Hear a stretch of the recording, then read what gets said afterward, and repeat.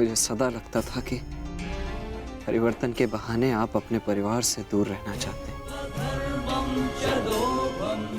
परंतु आज समझ में आया पिताश्री कि आपका लक्ष्य कितना महान था।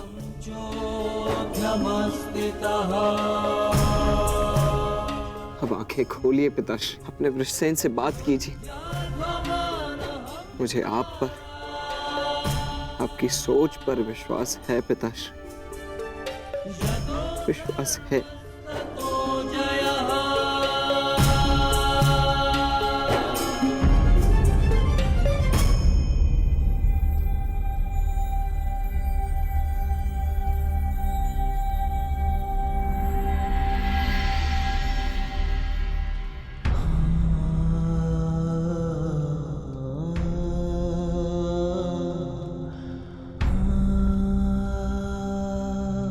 मुझे क्षमा कर दीजिए पिताश्री, मेरी हर एक भूल के लिए, मेरी हर एक धृष्टता के लिए मुझे क्षमा कर दीजिए। सदा आपसे घृणा करता आया, परंतु आज मुझे आप पर अभिमान है। मेरे पुत्र को मेरी सोच पर विश्वास है। ये विश्वास पाने के लिए एक कवच कुंडल तो क्या, सहस्त्र कवच कुंडल अपने शरीर से उतार कर फेंक सकता हूं।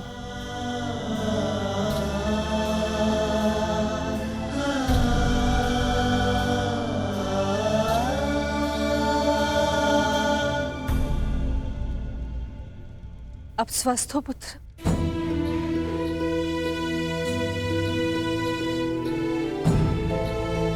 वो मैं युवराज को बताकर आता हूं कि आप स्वस्थ हैं। प्रणिपात राजमाता। वृषसेन, तुमने मुझसे तो क्षमा मांग ली, परंतु अपने व्यवहार के लिए किसी और से क्षमा मांगना शेष है।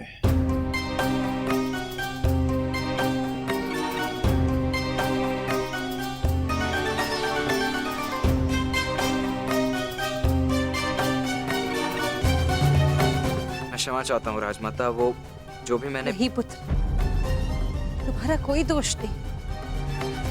तुम्हारे स्थान पर कोई और पुत्र होता तो वो भी ऐसे ही करता।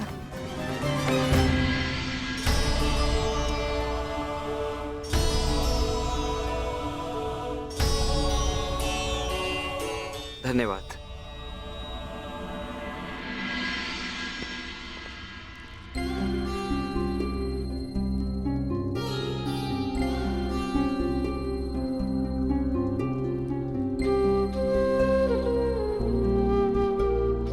पीड़ा तो नहीं है ना? पीड़ा तो तब होगी जब एक पुत्र अपनी माता का मान नहीं रख पाएगा। राजमाता, भावनाओं में बहकर ये भूल मत कर बैठिएगा कि कौरवों को आपका सत्य ज्ञात हो जाए।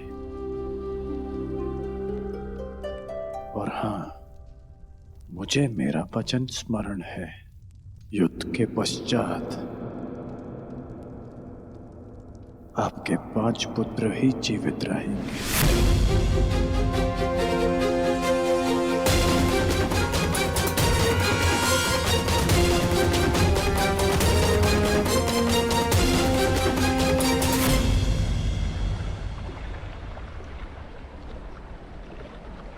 कितना सुंदर सूर्यास्त है ना गंगा पुत्र।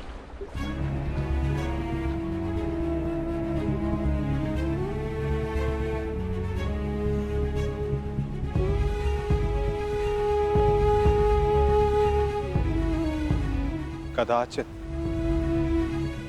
ये इस युद्ध के प्रारंभ से पूर्व का अंतिम सूर्यास्त है। इस युद्ध के पश्चात इस सूर्य की स्वर्णिम आभा रक्त से लाल हो जाएगी, है ना?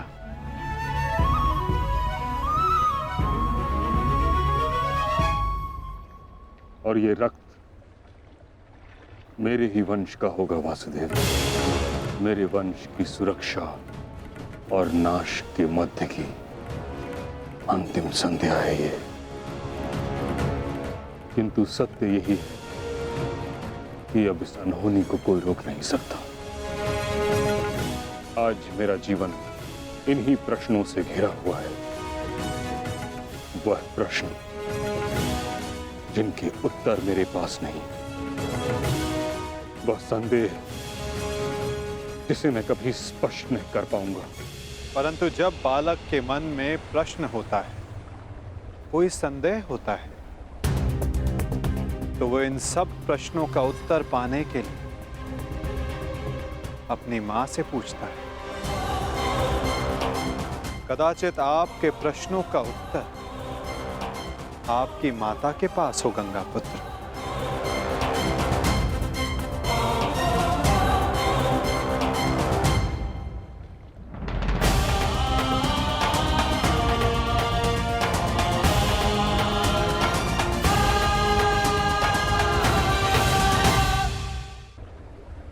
माते, मैं आपसे विनती करता हूं, प्रकट होइए, मुझे सत्य से अवगत कराइए। कदाचित आपसे आज मेरी ये अंतिम भेंट है। मेरे मन से संताप को अपनी शीतल धारा से शांत कीजिए माते।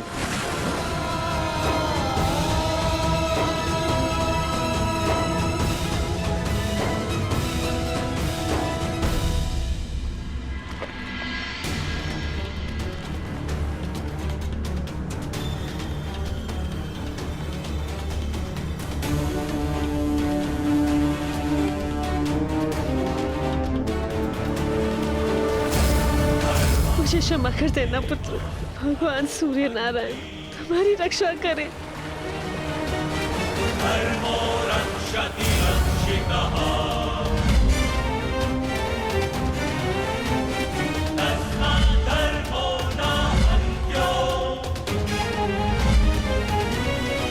भाकर तुम राधे नहीं, कुंती पुत्र हो। इस महाभारत के पश्चात आपके 5 पुत्र जीवित रहेंगे। यदि अर्जुन ने मेरा वध किया तो भी, और मैंने अर्जुन का वध किया तो भी। क्या आप 101 की रक्षा कर सकते हैं? यह 101वां कौन है? अंगराज कर्ण।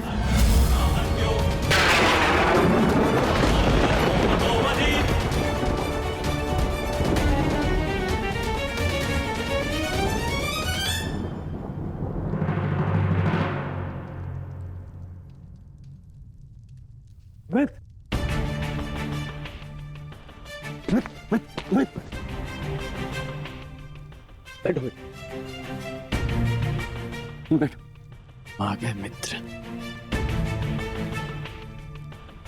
आज मुझे मेरे ईश्वर के ऊपर विश्वास हो गया। मेरा मित्र मेरे सामने स्वस्थ बैठा है।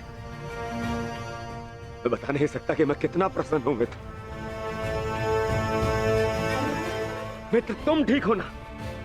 अब मैं यह युद्ध जीतू हारू कोई अंतर नहीं पड़ता मित्र, कोई अंतर नहीं पड़ता।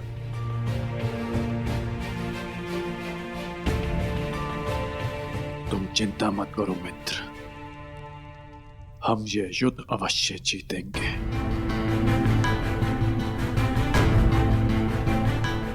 और कल तक तुम्हें इस युद्ध के लिए तैयार भी हो जाऊंगा।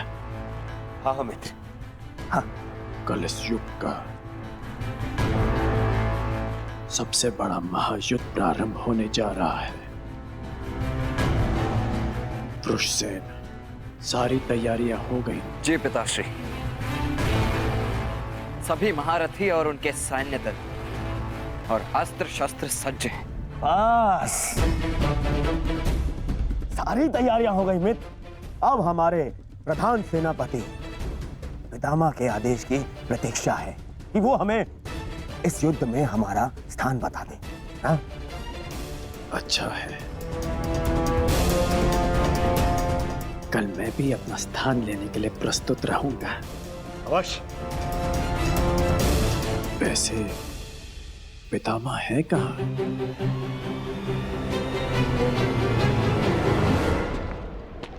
कुंती,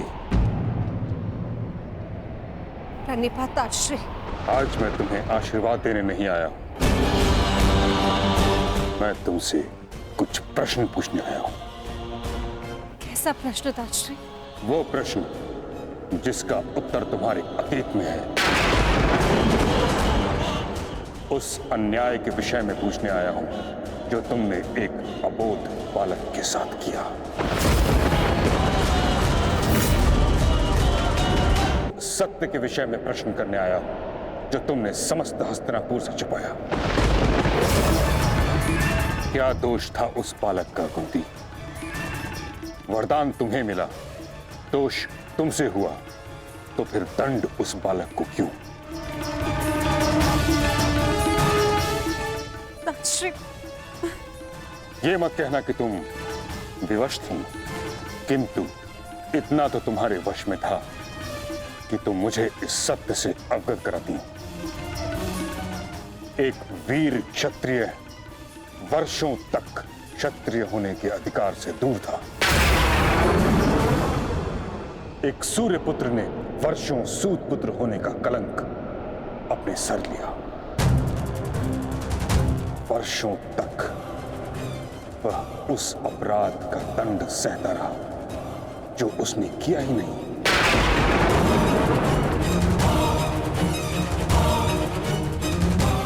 तुमने न स्वयं कर्ण के साथ अन्याय किया है कुंती, बल्कि हर पल हर पग पर उसके विरुद्ध मुझसे भी अन्याय करवाया है।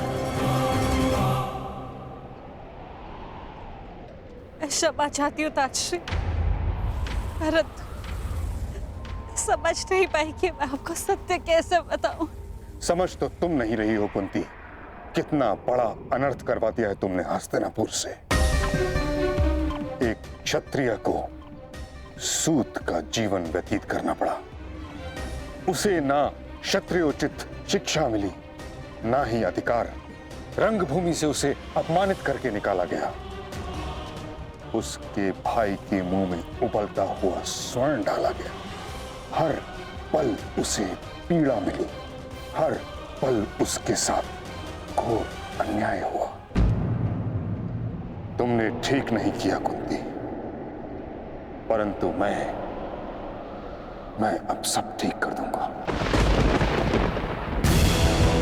हमें इस सत्य से सबको अवगत कराना होगा कि कर्ण तुम्हारा पुत्र है, अन्यथा अनर्थ हो जाएगा। नहीं ताश्री, आप ऐसा मत कीजिए। इस सत्य का अगर सबको भान हो गया तो अनर्थ हो जाएगा। जन्म से कर्ण को सम्मान नहीं मिला। अपने कर्म से जो उसने सम्मान अर्जित किया है, सबको सत्य बताने से वो भी समाप्त हो जाएगा। मैं आपसे विनती करती हूँ ताश्री, इस सत्य को आप रहस्य ही रहने दीजिए। विनती।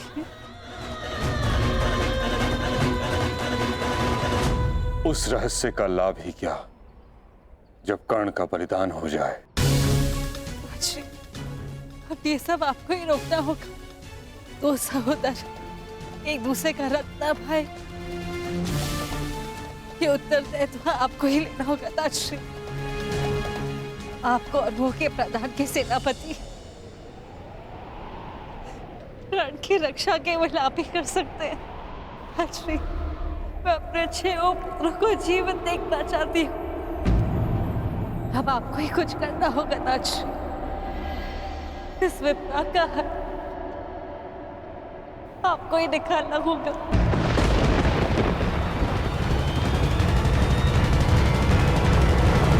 कुछ करना होगा ताश्री। इस विपदा का हल आपको ही निकालना होगा।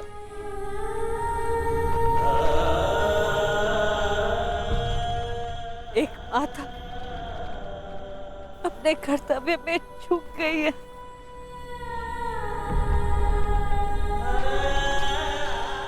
एक पितामह नहीं चूक सकते ताजश्री।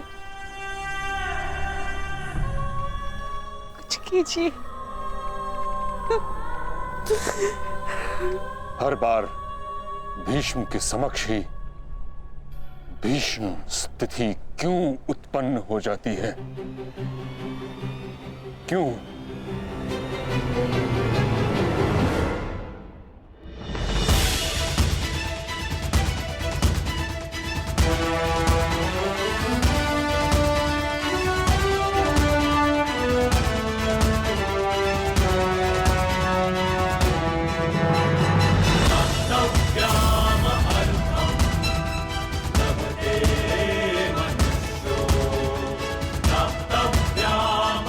आप सभी को अपने अस्त्र शस्त्र मिल चुके हैं।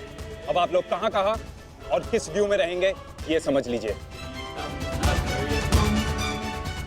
ये कुरुक्षेत्र है और हमारे सामने होगी कौरव सेना।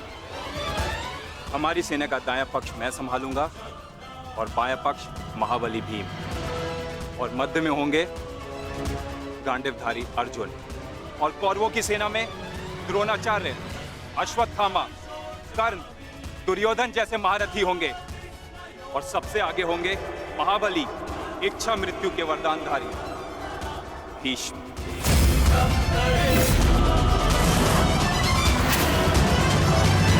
इस युद्ध में सभी ने अपना स्थान जान लिया है।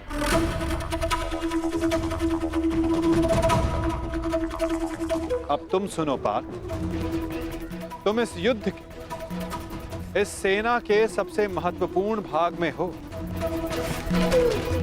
और युद्ध की अलिखित नीति यही है कि प्रारंभ निर्णायक होता है, और एक कुशल और विजय प्रारंभ न केवल सेना का मनोबल बढ़ाता है, अपितु उसे विजय की ओर भी लेकर जाता है।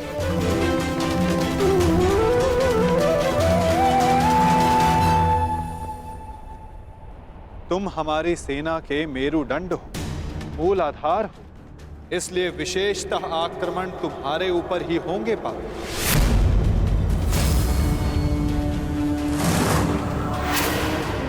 और युद्ध में तुम्हारे समक्ष खड़े होंगे तुम्हारे पितामह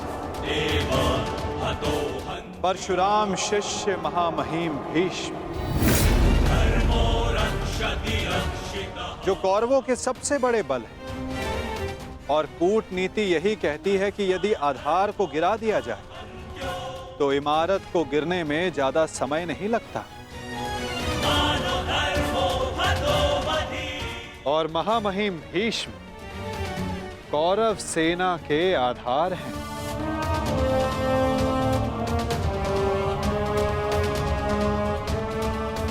और तुम्हें उन्हें गिराना ही होगा। यदि युद्ध के प्रथम दिन ही तुम उन पर हावी हो जाओ तो ये हमारे पक्ष के लिए सर्वोत्तम होगा पार्थ।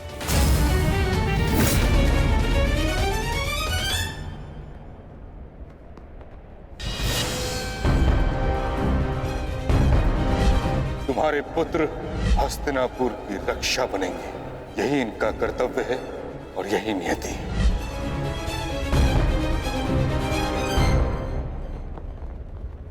कहां खो गए पार्थ? मैं बस यही सोच रहा हूं माधव, पितामह पर वश कैसे कर पाऊंगा।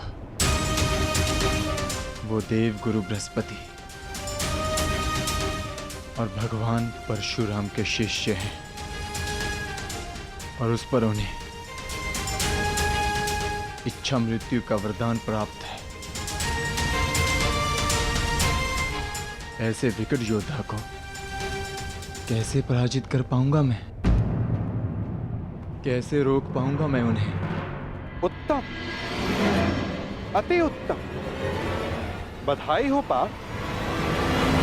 तुम तो महाभारत का युद्ध प्रारंभ होने से पूर्व ही पराजित हो गए।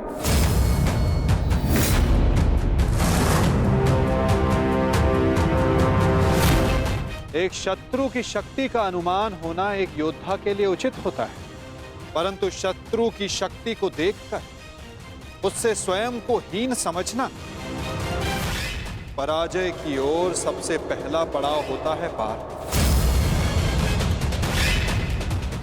कुरुक्षेत्र में तुम्हारे विरुद्ध खड़ा प्रत्येक योद्धा तुम्हारा शत्रु है पार्थ, जिसका तुम्हें वध करना है।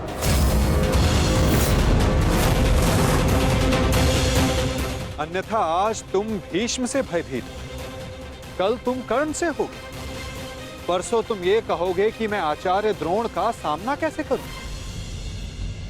यदि ऐसा ही रहा तो कैसे पूर्ण करोगे अपने साथ हुए अन्याय का प्रतिकार? कैसे लोगे पांचाली के अपमान का प्रतिशोध? अपनी प्रतिज्ञाएं कैसे पूर्ण करोगे पार्थ? बताओ। यदि युद्ध में विजय होना है तो उसका केवल एक ही मार्ग है पार्थ, या तो शत्रु का सर झुका दो या फिर उसका सर संधान कर दो।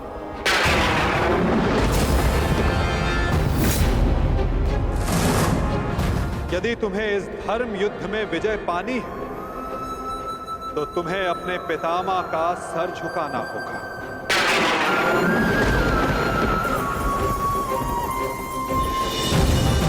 या फिर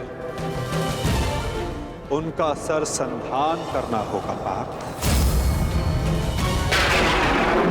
और यही तुम्हारा धर्म है पार्थ। केवल गंगा पुत्र भीष्म ही नहीं, तुम्हें हर उस योद्धा का वध करना होगा, हर उस योद्धा को दंड देना होगा जो धर्म स्थापना के मार्ग में आए।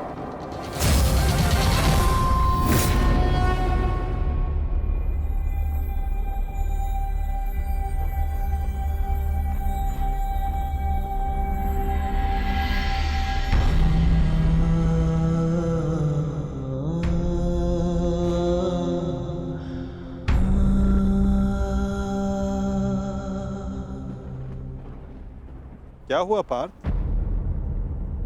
तुम इतने विचलित क्यों हो? कुछ नहीं माधव।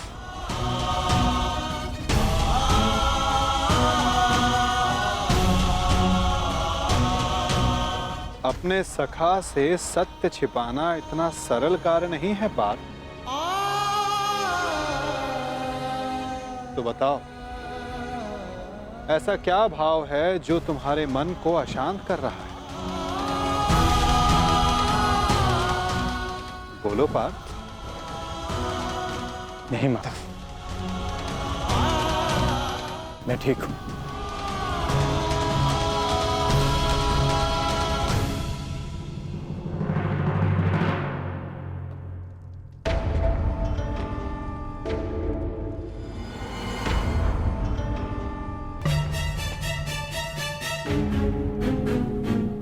सब पहुंच गए, मेरे पितामह कहां रह गए?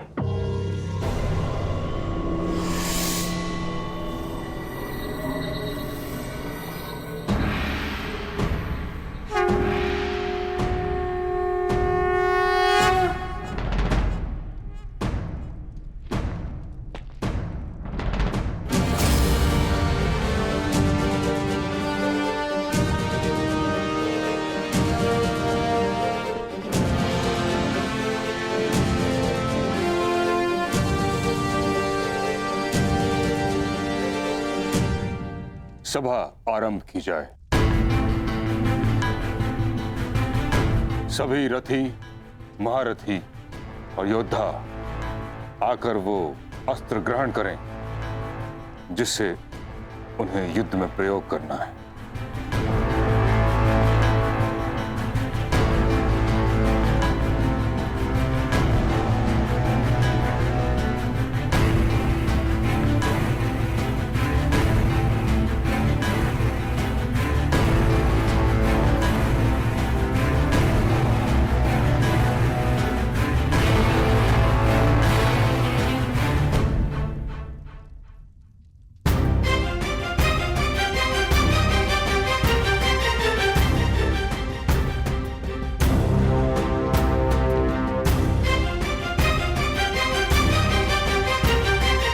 प्रणिपात महामहिम।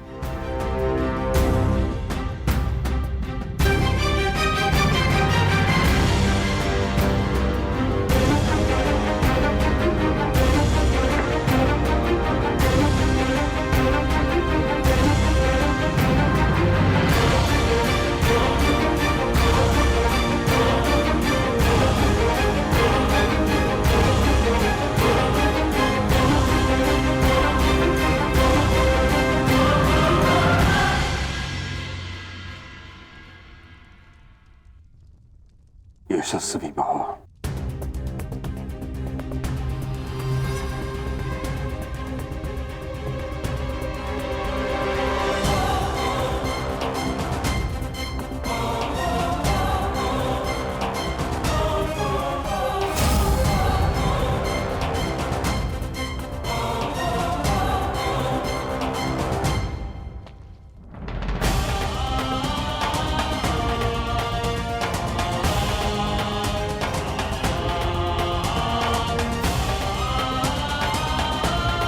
प्रणिपात महामहिम।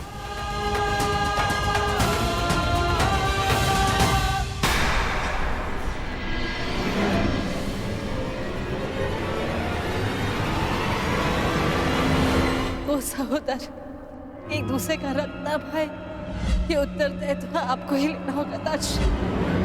प्राण की रक्षा केवल आप ही कर सकते हैं।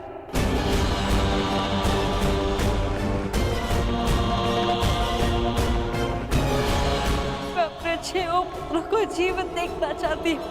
इस विपदा का है आपको ही दिखाना होगा।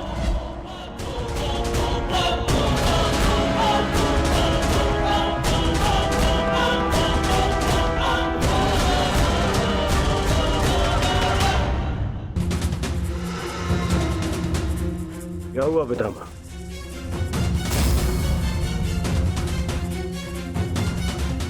इसका क्या अर्थ है? इसका अर्थ है कि एक सूत पुत्र मेरी ओर से युद्ध में भाग नहीं लेगा।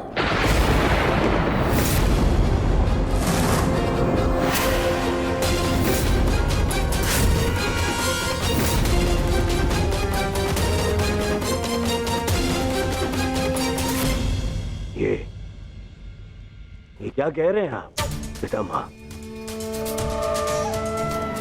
आप अब भूल रहे हैं, वर्षों पहले मैं अंगराज को राजा घोषित कर चुका हूं। उसके कर्म को उसके जन्म से प्रधानता दे दी आपने। कर्ण ने मेरे लिए दिग्विजय प्राप्त की है।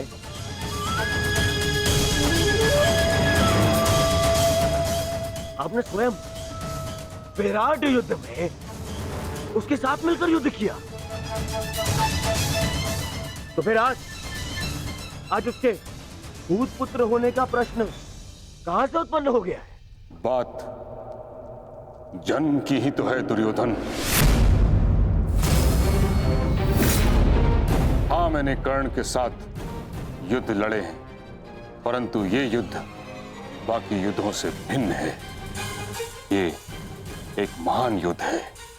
भले ही कर्ण अंगराज है, परंतु यह बात भी सत्य है कि इसका जन्म एक सूत के घर हुआ है।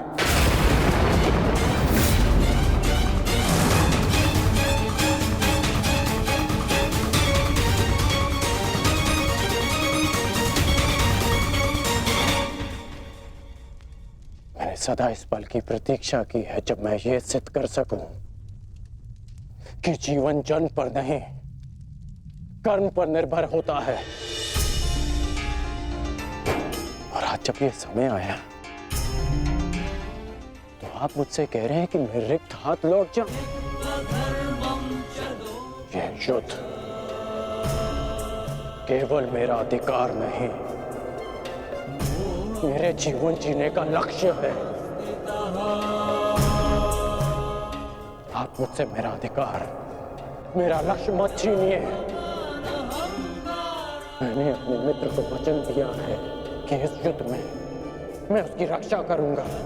पूर्ण रूप से मैं उसकी सहायता करूंगा, चाहे मेरे प्राण क्यों ना चले जाएं।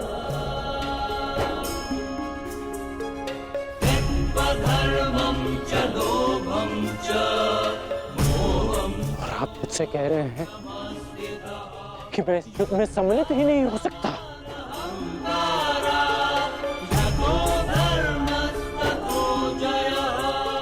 ऐसा क्या अपराध कर दिया मैंने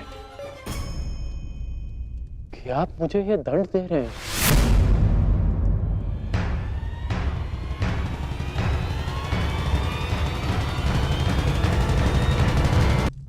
कि आप मुझे ये दंड दे रहे हैं?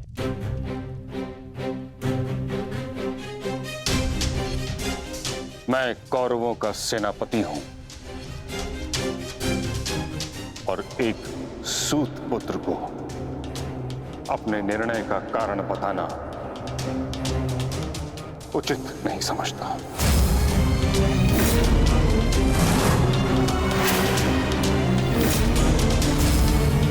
और ये मेरा अंतिम निर्णय है कि जब तक मैं युद्ध भूमि में हूं तब तक कर्ण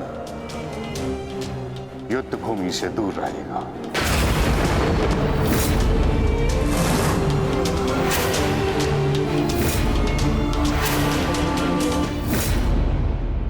ठीक है बेटा,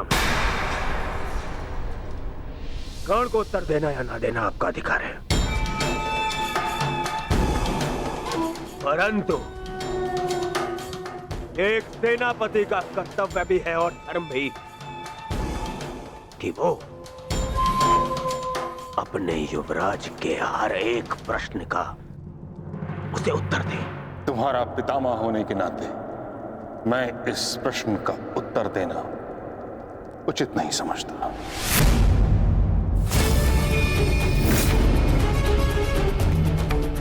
परंतु मैं कारण समझ चुका हूं, और कारण ये है कि आपका मन उन पांडवों के पक्ष में डोल रहा है। उन पांडवों के प्रेम में आपकी प्रतिज्ञा दुर्बल हो गई है। विश्वासघात कर रहे हैं आप हमारे साथ, विश्वासघात। दुर्योधन,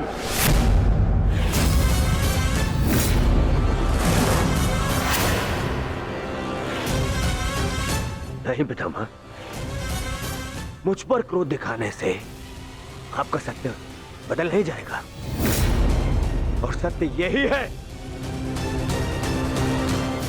कि आप पांडवों का पक्ष ले रहे हैं। आप जानते हैं कि यदि कर्ण ने इस युद्ध में भाग लिया तो वो आपके उन प्यारे पांडवों का नाश कर देगा, और इसी उद्देश्य के चलते आप कर्ण को इस युद्ध से दूर रखना चाहते हैं। तुम्हें जो समझना है समझो दुर्योधन, परंतु मैं किसी को भी अपना उद्देश्य बताना उचित नहीं समझता।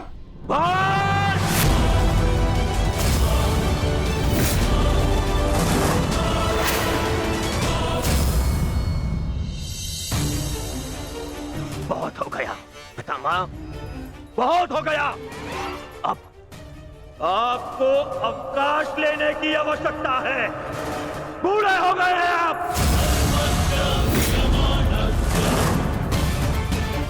इसीलिए मैं महाराज धृतराष्ट्र का ज्येष्ठ पुत्र दुर्योधन आपको आपके कर्तव्य से मुक्त करता हूं।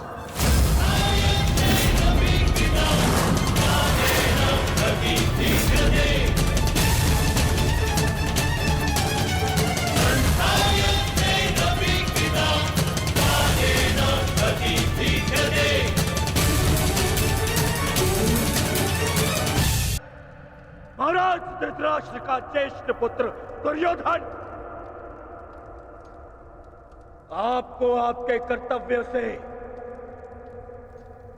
मुक्त करता हूं।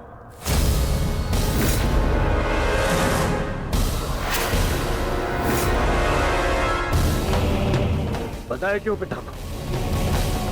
क्योंकि आपसे कहीं अधिक विश्वास मुझे मेरे मित्र कर्ण पर है, उसकी प्रबलता पर है। क्योंकि आपका हृदय तो सदैव पांडवों के हित में ही सोचता आया है।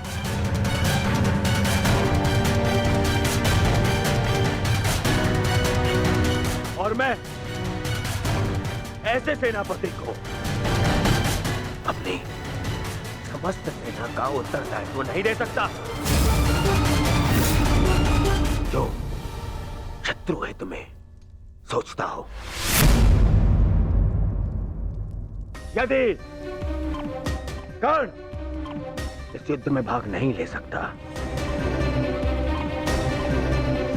तो आप भी इस युद्ध में भाग नहीं लेंगे।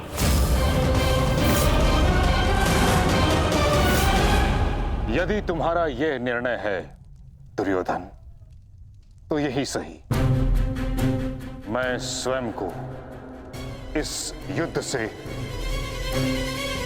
विरक्त घोषित करता हूं।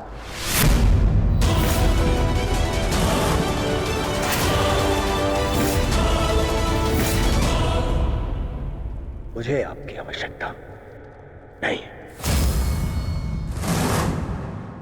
दुर्योधन, ये क्या कह रहे हो तुम? मूर्खता मत करो और मित्रता की मोह में नेत्रहीन ना बनो दुर्योधन। हमें कर्ण से अधिक पितामह की आवश्यकता है, समझ गए तुम? मैंने आपसे सुझाव मांगा। मांगा तो जाइए और जाकर अपना स्थान ग्रहण कीजिए। मुझे याद है कि मैं क्या कर रहा हूं। जाइए।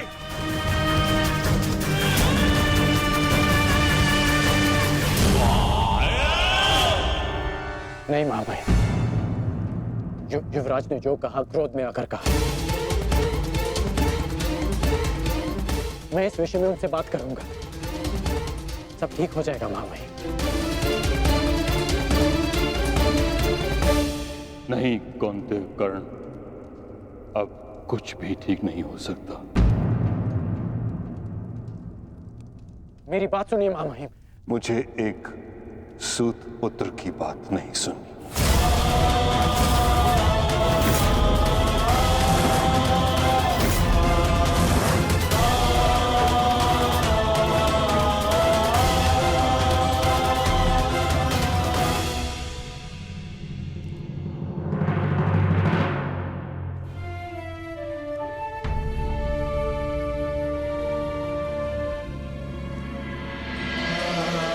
कुरुक्षेत्र में तुम्हारे विरुद्ध खड़ा प्रत्येक योद्धा तुम्हारा शत्रु है पार्थ, जिसका तुम्हें वध करना है।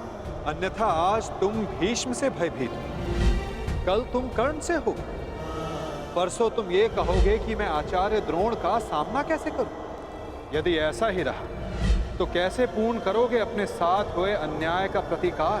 कैसे लोगे पांचाली के अपमान का प्रतिशोध?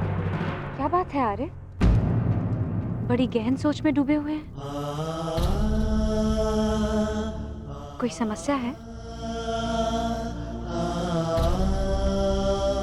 समस्या क्या है मैं नहीं जानता, परंतु एक विचित्र भय की अनुभूति हो रही है मुझे।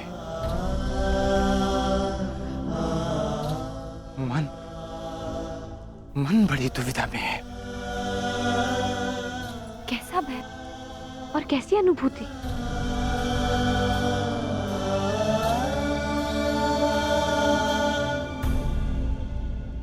मैं और मेरा मन इस दुविधा में है कि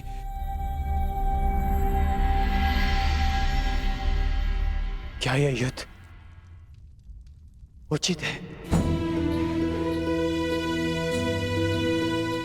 क्या अपनों का वध करना आवश्यक है? मन में संशय है,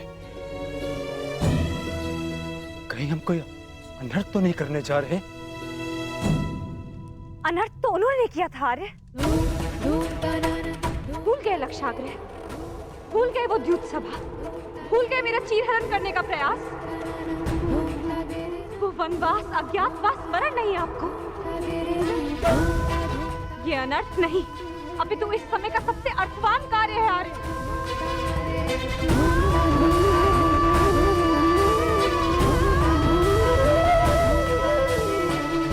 ये धर्म युद्ध है, उनके विरुद्ध जिन्होंने अधर्म किया और उनके विरुद्ध जो मौन रहकर इस अधर्म के साक्षी बने।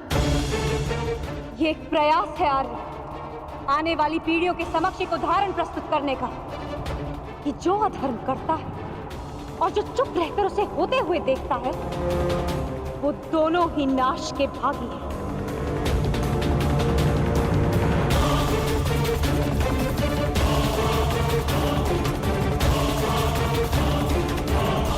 आप अनावश्यक रूप से स्वयं के मन पर बोझ डाल रहे हैं आर्य। आप योद्धा हैं और ये महायुद्ध आपके जीवन का लक्ष्य, आपका कर्तव्य और आपका धर्म। धर्म?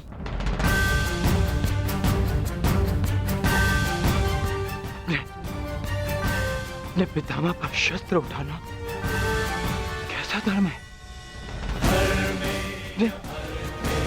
गुरु का वध करना कैसा कर्तव्य है? विराट युद्ध में जब यही लोग आपके विरुद्ध धनुष बाण ताने खड़े थे, तो क्या ये उनका कर्तव्य था? प्रतिज्ञा से बंधे होने का बहाना बनाकर अपनी कुलवधू की लाज लुटते हुए देखना, क्या ये उनका धर्म था? और ये मत भूलिए आर्य, आचार्य द्रोण ने अपना प्रतिशोध पूरा करने के लिए पिताश्री के विरुद्ध आप सबको युद्ध में झोंक दिया था। आप तो अधर्म का प्रतिकार ले रहे हैं।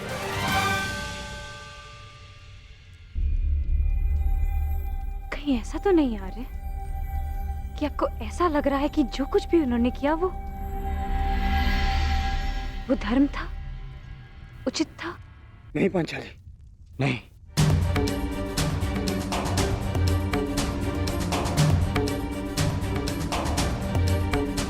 जो उन्होंने किया वो सर्वथा अनुचित था, परंतु मन में दुविधा यह है कि जो हम करने जा रहे हैं वो उचित है। यदि हम भी उनकी ही भाषा में उन्हें उत्तर देंगे तो फिर हम में और उनमें क्या अंतर रह जाएगा?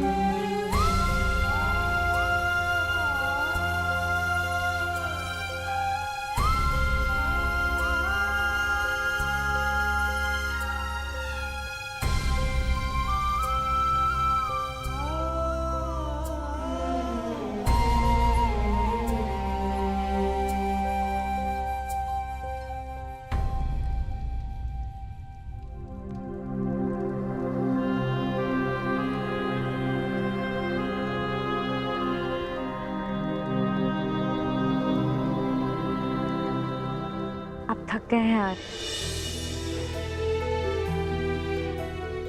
विश्राम कीजिए, सो जाए। सो जाऊं? कैसे सो जाऊं पांचाली, जबकि मुझे ज्ञात है कि कल प्रातः मुझे बाण संधान करने हैं जो मेरे परिजनों को मृत्यु की नींद सुला देंगे।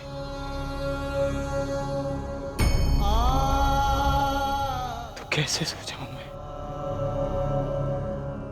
कैसे?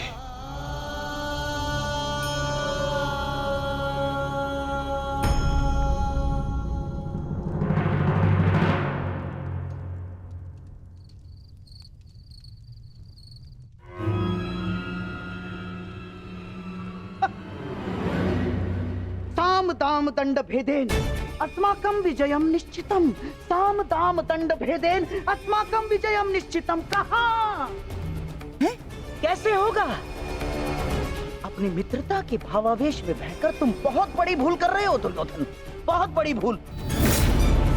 वो अंगराज अब वो कर्ण नहीं रहा जिसे अस्त्र बनाकर तुम पांडवों पर प्रयोग करना चाहते थे ना, जिसकी सारी शक्ति उसके कवच और कुंडल में थी, जो अब नहीं है, जिसके जाते ही कर्ण केवल और केवल मात्र एक साधारण योद्धा और एक साधारण धनुर्धारी रह गया है दुर्योधन। और ऐसे व्यक्ति को तुम प्रधान सेनापति बनाना चाहते हो? हैं? कौरवों की वास्तविक शक्ति इच्छा मृत्यु के वरदानधारी महामहिम भीष्म है, ना कि वो कवचहीन सूत पुत्र कर्ण। मैं जानता हूं कि तुम्हें बहुत बुरा लगता है, बहुत बुरा लगता है, जानता हूं मैं। परंतु एक बार अपने मन से पूछो एक बार, उत्तर यही मिलेगा कि वो सुपुत्र कर्ण कुंती और उसके पुत्रों के लिए कोमल भाव रखता है, कोमल भाव। स्मरण करो कि किस प्रकार उसने हमारी हर चाल में बाधा डालने का प्रयास किया है दुर्योधन।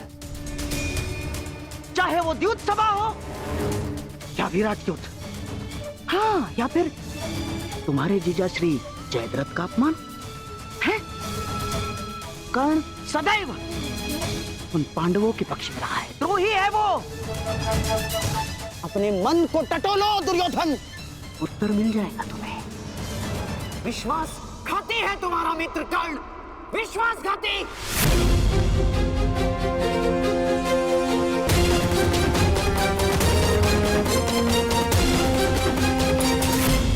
ये क्या कर रहे हो? कुछ लोग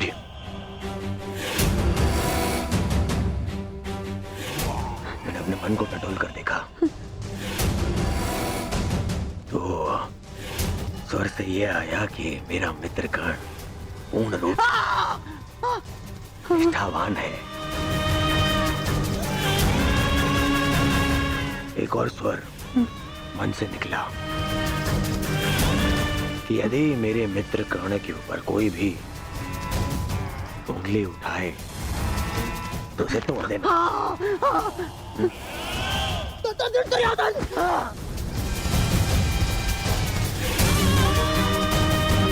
केवल इसलिए कि आप मेरे मामा श्री हैं। बार बार मेरे धैर्य की परीक्षा लेने का अधिकार नहीं मिल जाता। भविष्य में स्मरण रखना, जब मैंने अपने संबंधियों को क्षमा नहीं किया, उन्हें 5 गाँव ना देकर इस महायुद्ध का आह्वान कर दिया,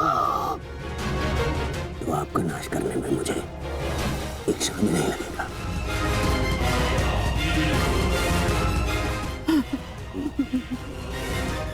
इसलिए स्मरण रखना, ना तो फिर कभी मेरे धैर्य की परीक्षा लेना और ना ही मेरे मित्र कर्ण के ऊपर आरोप लगाना।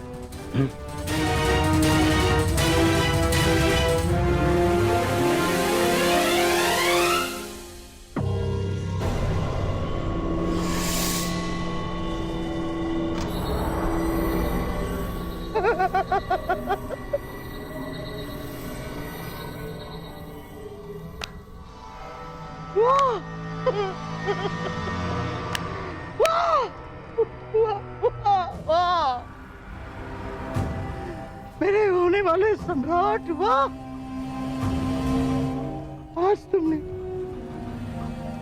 उस पुत्र के कारण अपने उस मामा का अपमान किया जो अपना सब कुछ त्याग कर तुम्हारे हित के लिए, केवल तुम्हारे हित के लिए अपनी बहन के घर श्वान बनकर बैठा है। तुमने उस मामा का अपमान किया जिसने अपना श्वास, अपना ध्यान, अपनी आस, अपना अभ्यास सब कुछ न्यौछावर कर दिया अपने होने वाले सम्राट के लिए।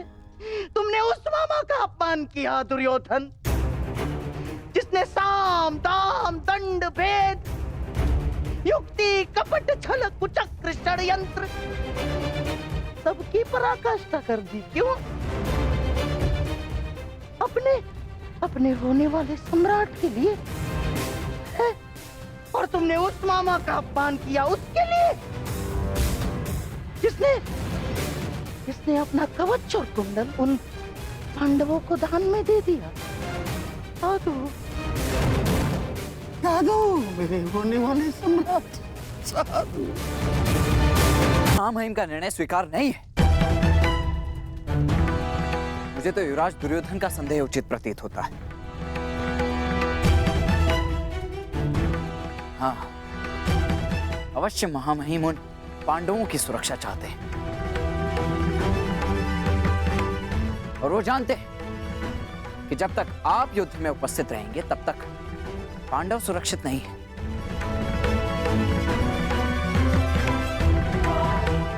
तभी वो आपको युद्ध से दूर रखना चाहते हैं।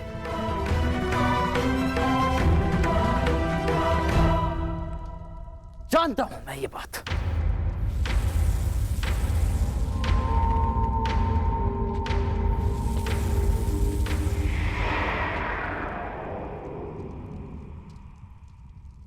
शांत हो जाओ पुत्र। कैसे शांत हो जाऊं पिताश्री? इस समय कौरवों को सबसे अधिक आवश्यकता आपकी है, ना कि महामहिम की। ये एक योद्धा नहीं, एक पुत्र बोल रहा है। युद्ध में योद्धा के बल से अधिक अनुभव का बल काम आता है। गंगा पुत्र भीष्म को ऐसे ही महामहिम नहीं कहा जाता। स्वयं गुरु परशुराम भी उन्हें परास्त नहीं कर पाए थे। आओ मेरे साथ।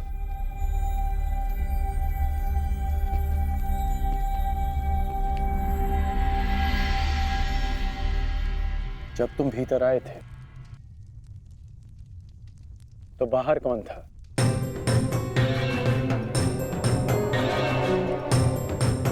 सैनिक थे, सहस्त्रों सैनिक थे। तो बताओ कि वो सारे सैनिक कहां चले गए?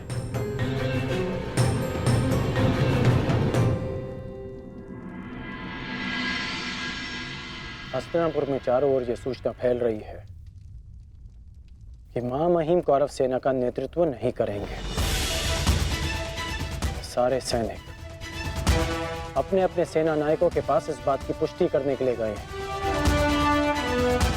और यदि ये निश्चित हो गया कि महामहिम कौरव सेना का नेतृत्व नहीं करेंगे तो युद्ध से पूर्व ही कौरवों का अधिकतम बल युद्ध से विरक्त हो जाएगा।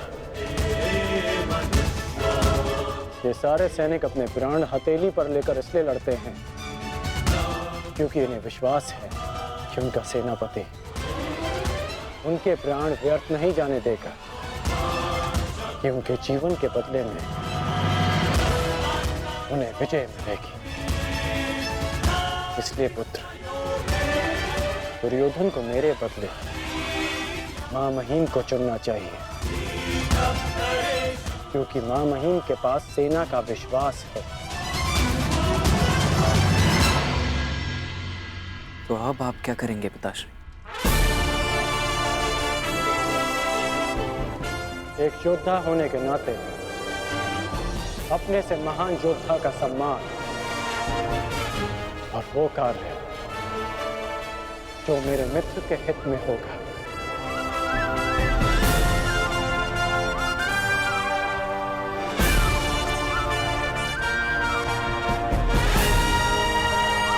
किया उसके लिए जिसने अपना कवच और कुंडल उन पांडवों को दान में दे दिया। मेरा कवच, मेरा कौशल, मेरी प्रतिभा नहीं, वो केवल एक ढाल थी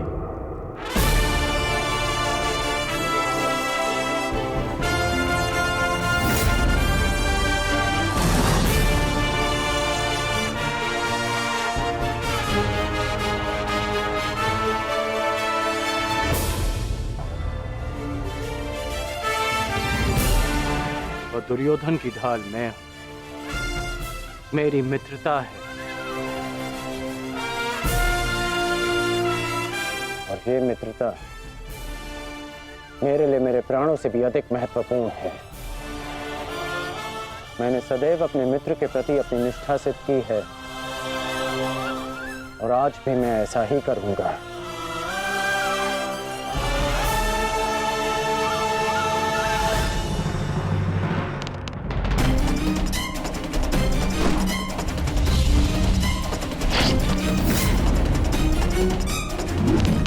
कुरुक्षेत्र में तुम्हारे विरुद्ध खड़ा प्रत्येक योद्धा तुम्हारा शत्रु है पार्थ, जिसका तुम्हें वध करना है।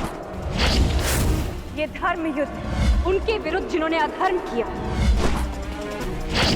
अन्यथा आज तुम भीष्म से भयभीत हो।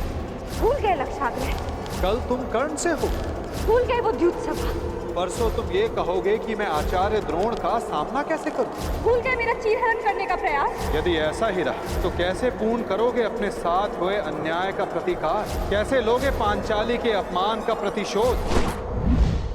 कुरुक्षेत्र में उनके विरुद्ध जिन्होंने अपमान का प्रतिशोध।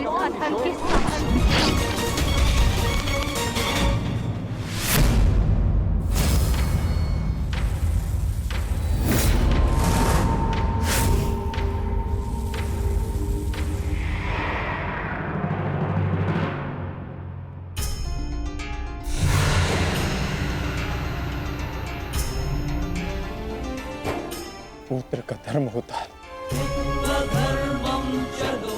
बढ़ती आयु में अपने पितामह को संभालना।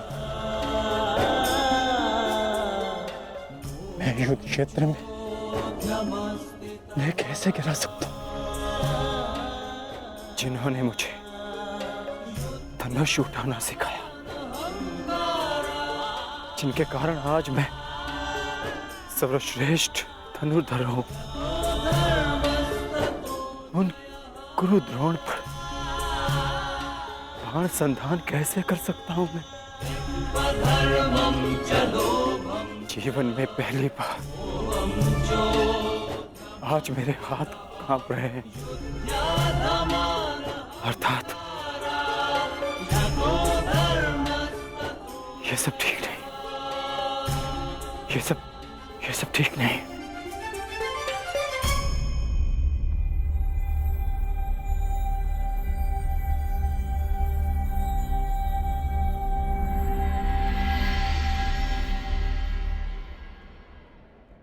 क्या हुआ पार्थ?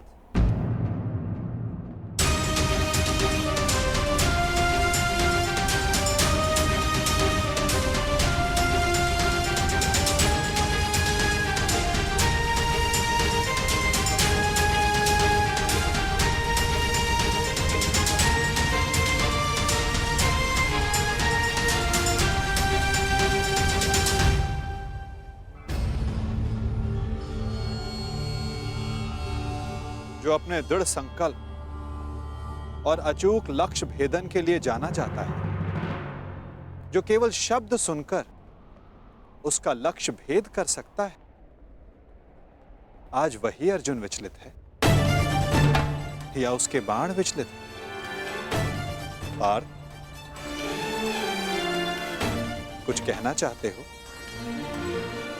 यदि तुम्हारे मन में कोई संदेह, कोई संकोच है तो उसे अपने सखा से बांट सकते हो। नहीं माधव, ऐसा कुछ नहीं है। आज कुछ अधिक ही थक गया हूं मैं, कदाचित इसीलिए। बड़ी विचित्र बात है।